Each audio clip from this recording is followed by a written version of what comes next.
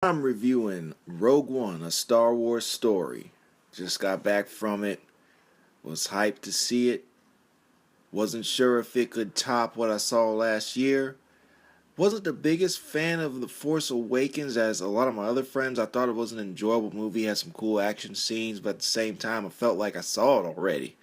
Of course, because it borrowed heavily from A New Hope. Well, speaking of A New Hope, this one actually is designed to set you up for A New Hope. Was director Gareth Edwards able to get the job done? Felicity Jones plays Jyn Erso. Diego Luna plays Cassian Andor. They both play off each other pretty decently. It's not absolutely magical. It's not bad either. But I think might have been one of the standouts to me. Might have been Donnie Yen's character, or K2SO might possibly be my favorite droid in the series of Star Wars movies. He's a little bit of a smartass, has a really big personality, and was really helping them out throughout this movie. Some of the other performances were solid, but they didn't really blow me away. Like Forrest Whitaker, I expected more from Forrest.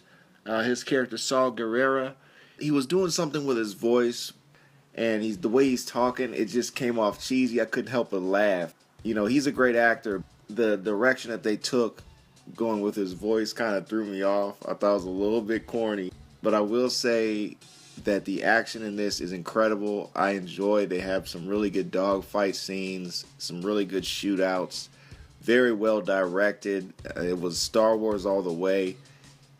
The climactic scene I enjoyed way more than Force Awakens. This was awesome.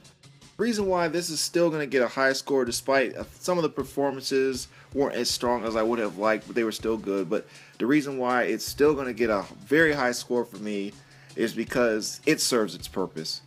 It's designed to tell you about how the Death Star came to be, the plans of the Death Star, and all the details, and the ins and out of that, who was behind it. You know, the stuff you want to know is in this, and it's very well put together. So by the time you get towards the end of the movie, all the information that has been built up snowballs, rolls down the hill, and at the end of it, you just want to see A New Hope. And that's what this movie was designed to do. It was supposed to slide right into A New Hope, and they definitely did that. Like I say, these cameos that are in this movie, I promise I'm not going to spoil them, but I have to let you know that they are worthwhile. None of them felt shoehorned in. They made sense. There are some classic moments in this. There's some great action scenes. Some of the performances were just okay. Some of them were standout.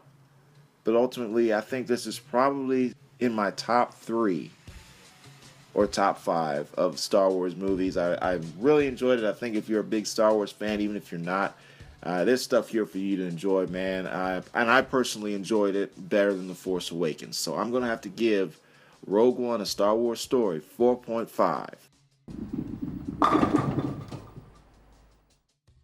out of 5. PlayLegit.net, your only source for gaming and real talk.